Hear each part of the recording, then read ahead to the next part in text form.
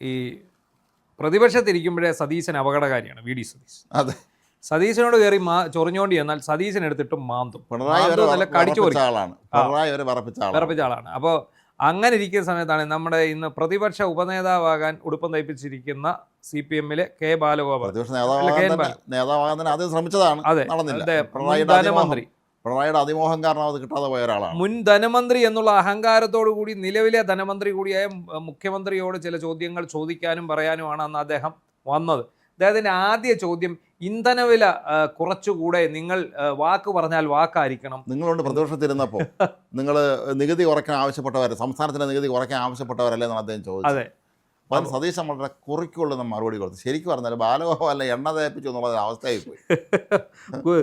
സതീശന് നല്ല കൃത്യമായിട്ട് മറുപടി കൊടുത്തു.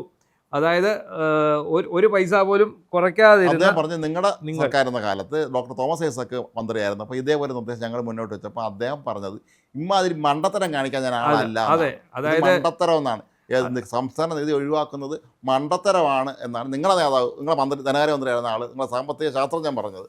അതുകൊണ്ട് ഞങ്ങളെ മണ്ടത്തരം ഇനി ആവർത്തിക്കണോ എന്നാണ് അതേ ചോദിച്ചത്. അപ്പോൾ ഈ ഒരുപാട് ഓട്ടോറിക്ഷ തൊഴിലാളികളെയും ടാക്സി തൊഴിലാളികളെയൊക്കെ ബാധിക്കുന്ന വിഷയമാണ്, വിലക്കയറ്റം രൂക്ഷമാക്കുന്ന കാര്യമാണ്.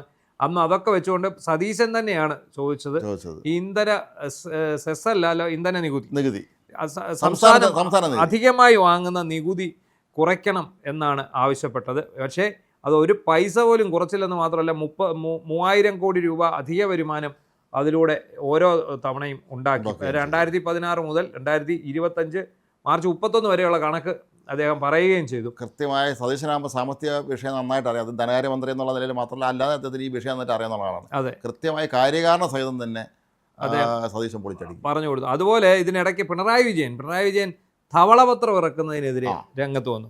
ധവളപത്രം എന്ന് കേട്ടപ്പോൾ പുള്ളിക്ക് വെപ്രാളമായി. പുള്ളി ഞങ്ങളെ പേടിപ്പിക്കാൻ നോക്കണ്ടെന്ന് പറഞ്ഞു. ഞങ്ങളെ പേടിപ്പിക്കാൻ ധവളപത്രം ഇറക്കി പേടിപ്പിക്കാതെ എന്താണ് പേടിപ്പിക്കേണ്ടത്, എന്ത് പേടിപ്പിക്കണമെന്നാണ് പറയുന്നത്. അപ്പം കേരളത്തിൽ ഭയങ്കര രൂക്ഷമായ വിലക്കയറ്റമാണ്. അപ്പം ഈ വിലക്കയറ്റത്തിന് എന്തുകൊണ്ട് ഈ സർക്കാരിന് പരിഹരിക്കാൻ കഴിയുന്നില്ല എന്നാണ് ഇവരുടെ ചോദ്യം. അതിനും സതീശൻ കൊടുത്ത മറുപടിയാണ്.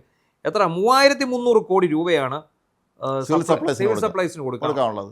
ഈ സിവിൽ സപ്ലൈസിന് പൈസ കൊടുക്കാതെ എങ്ങനെ അവർക്ക് പർച്ചേസ് ചെയ്യാം? സർക്കാർ വന്നിട്ട് 2 ആഴ്ച ആയിട്ടുള്ളൂ. അതെ, 10 വർഷം മുടിച്ച ആശാന്മാർ ചോദിക്കേണ്ട എന്തുകൊണ്ട് വിലക്കയറ്റം ഉണ്ടാവുന്നത്. പണ്ട് വിലക്കയറ്റം ചോദിക്കുമ്പോൾ ആഗോള പ്രതിഭാസം എന്നാണ് പറയുന്നത്. ഇതിനിടയ്ക്ക് എനിക്ക് ഭയങ്കര രസകരമായിട്ടൊരു കാര്യം തോന്നി. അപ്പം ഈ ബാലഗോപാലൻ പറയാണ്, സർക്കാരിൻ്റെ ധനസ്ഥിതി ഇത്രയും മെച്ചപ്പെട്ട സ്ഥിതിക്ക് ഇനി ഇന്ധനവില കുറച്ചുകൂടെ. എവിടെ മെച്ചപ്പെട്ടു എന്നാണ്. വാട്ടർ അതോറിറ്റിക്ക് ലോൺ എടുത്തതിന്റെ ബാക്കിയുള്ള 4000 കോടിയുണ്ട്. പിന്നെ 10200 കോടി രൂപയെക്കാണ്ട് ഏറ്റവും അവസാനമായിട്ട് വായ്പ എടുത്തിട്ടാണ് ഇറങ്ങിപ്പോയത്. എന്നിട്ട് ഇവരൊരു പ്രചാരണം അടിച്ചു വിട്ടു. നമ്മളൊക്കെ പ്രചാരണത്തിൽ വീണു എന്നുള്ളതാണ്. എന്താണെന്നറിയോ? പെൻഷൻ മുടങ്ങി. എല്ലാവരും വിചാരിച്ചു ഇത് സത്യമായിരിക്കും. പെൻഷൻ മുടങ്ങി എന്ന് പറഞ്ഞ് ഇവർ പോസ്റ്റർ അടിച്ചിറക്കി. ഏതാ ഈ സാമൂഹിക ക്ഷേമ പെൻഷൻ ബക്രീദിൻ്റെ കാലത്ത് മുടങ്ങി എന്ന് പറഞ്ഞ് എല്ലാവരും. അപ്പം എനിക്ക് മാധ്യമങ്ങൾ വരെ ഇത് റിപ്പോർട്ട് ചെയ്തു. നമ്മളും വിചാരിച്ചു ഇത് ശരിയായിരിക്കും. പക്ഷെ പിന്നീടാണ് അറിയുന്നത് ഈ അന്തം കമ്മികൾ ഭരിക്കുന്ന ഏതാണ്ട് സഹകരണ ബാങ്ക് മാത്രമാണ് ചവിട്ടിപ്പിടിച്ചിരിക്കുന്നത്. അവിടെ അവർ ദ്രോഹിച്ചു.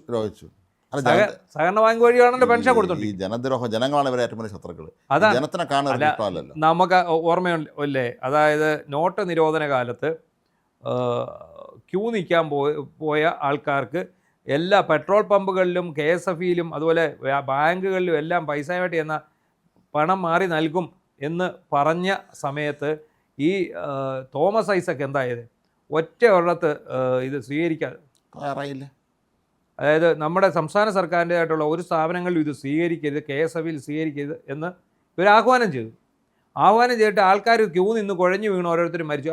അതും ഈ ആൾക്കാരെ പരിഭ്രാന്തിയിലാക്കിയത് ഈ ശാസ്ത്രജ്ഞനാ. ശാസ്ത്രജ്ഞൻ കയറുവരിയാണല്ലോ.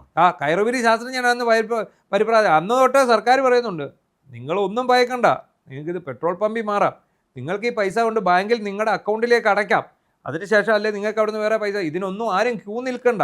അങ്ങനെയാണ് ഡിജിറ്റൽ പേയ്മെന്റ് വരുന്നത്. ഈ നോട്ട് നിരോധനത്തിന്റെ ആത്യന്തിക ലക്ഷ്യം ഡിജിറ്റൽ പേയ്മെന്റ് വന്നു കഴിഞ്ഞാൽ അടുത്ത ചോദ്യമായിരുന്നു, ഇത് നമ്മുടെ നാട്ടിലെ സാധാരണക്കാർ തട്ടുകടയിലും മുറുകാൻകടയിലും നിങ്ങളൊന്ന് കൊടുക്കാൻ പറ്റുന്നതാണ്. ഇപ്പോൾ ആണെങ്കിൽ റോഡ് സൈഡിൽ പഴം പച്ചക്കറിയും വിൽക്കുന്ന ആളുടെ അടുത്ത് പോലും ഇരിപ്പുണ്ട്. അല്ല, സീസണലായിട്ട് വിൽക്കുന്നവരുണ്ട്. അതായത് കരിക്ക് വിൽക്കാൻ വരുന്ന ആൾക്കാരുണ്ട്, വേനൽക്കാലം തണ്ണിമത്തം കൂട്ടിയിട്ട് വിൽക്കുന്നവരുണ്ട്.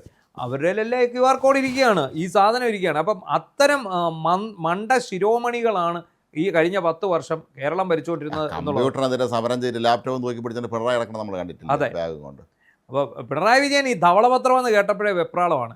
അടിച്ചു മാറ്റിയ കോടികൾ, അല്ലെ ധൂർത്തടിച്ച കോടികളുടെ കണക്ക് വരും, കിഫ്ബിയുടെ കണക്ക് വരും, PRDയുടെ കണക്ക് വരും.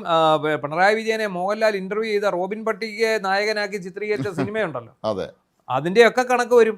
ഈ നാട്ടിലുള്ള പട്ടിയും പൂച്ചയൊക്കെ വളരെ ആദരവോടെ സ്നേഹാനുഭൂതിയോടെ ആ പൂക്കളെയും മരങ്ങളെയും സ്നേഹിച്ച ഒരു സാധു പിഞ്ചു മനുഷ്യനെ കുറിച്ചുള്ള കഥകൾ ചിത്രീകരിച്ചതിൻ്റെ വകയിൽ ഏതാണ്ട് 1 കോടി രൂപയോളം ചിലവായിട്ടുണ്ട്. ഇതിൻ്റെയൊക്കെ കണക്ക് പുറത്തോട്ട് വരും. അപ്പോൾ അതിന് ഭയമാണ്. ഇന്ന് ഇറങ്ങി പോവുകയും ചെയ്തു. ഇറങ്ങി പോകണമല്ലോ, കൂടുതലിരുന്ന വശക്കേടായി പോകും. സതീശൻ വല്ലതും വിളിച്ചു പറയുകയാണെങ്കിലേ അത് മോശമല്ലേ. അപ്പോൾ ഈ സതീശന് ഒരബദ്ധം പറ്റി, അത് ശ്രദ്ധിച്ചായിരുന്നോ? ബഹുമാനപ്പെട്ട ധനമന്ത്രി എന്നും പറഞ്ഞാണ് സതീശൻ പ്രസംഗം തുടങ്ങി.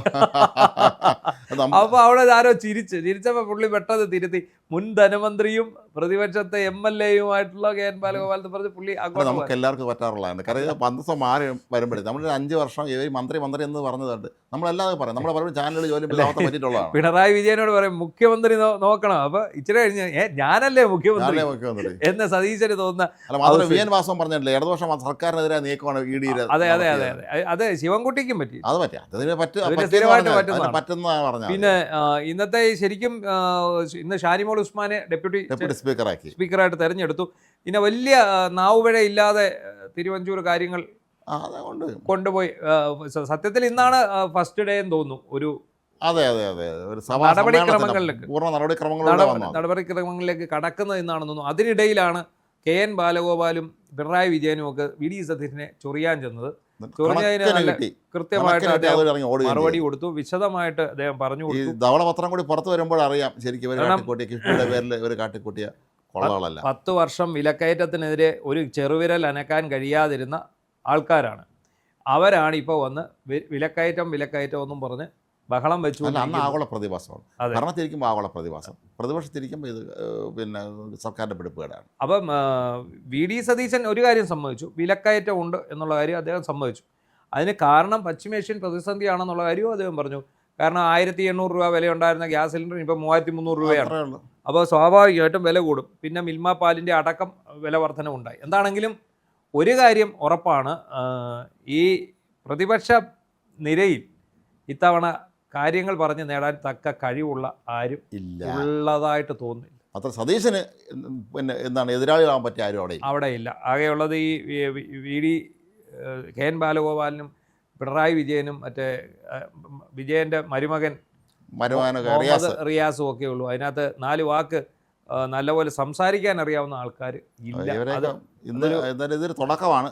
സതീശൻ ഒടിച്ചു മടക്കും പ്രതിപക്ഷത്തിന് എന്നുള്ളതിന് ഏറ്റവും വ്യക്തമായ തെളിവായി മാറി ഇന്നത്തെ